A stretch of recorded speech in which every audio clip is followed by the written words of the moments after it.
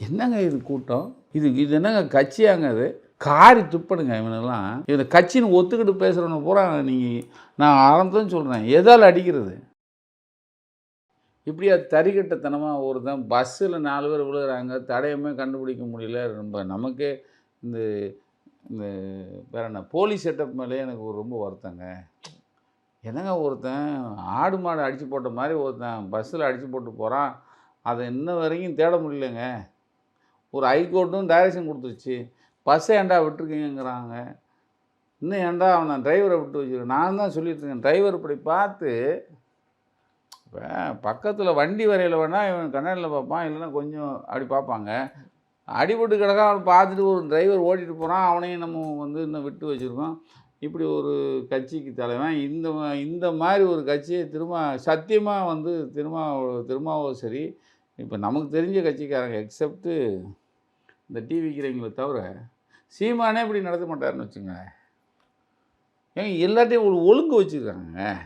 ஒழுங்கு தவறி என்னங்க இது கூட்டம்?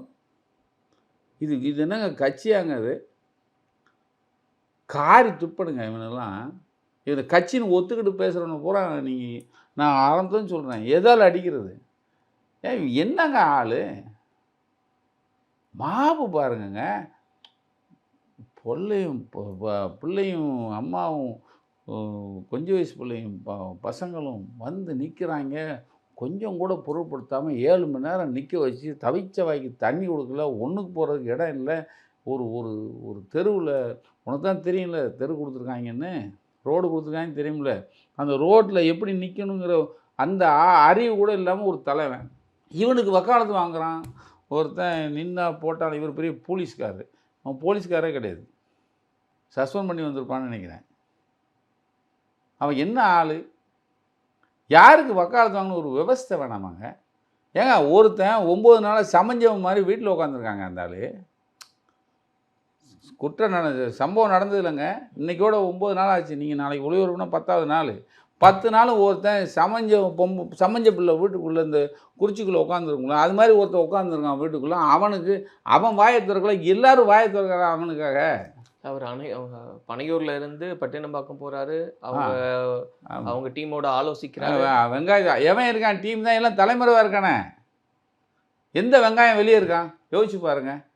புஷி அவன் ஏதோ கடலுக்கடியில் இருக்காங்கிறான், அவன் தலைமறைவா. ஏன்னா இதுதான் ரிஜெக்ட் ஆகிப்போச்சுல பெயிலு.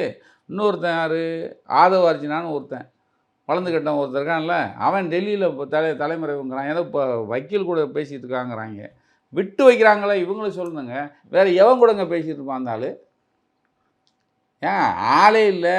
9 நாளாக ஒரு தலைவன் 41 பேர் இருந்தால் கமல்ஹாசன் கூட போயிட்டாருங்க. இன்றைக்கி செத்தவன் வீடு எவ்வளோ பெரிய பாதிப்பு உள்ளாச்சுங்கிறத எல்லாம் தமிழ்நாடே உணர்ந்துருக்குங்க.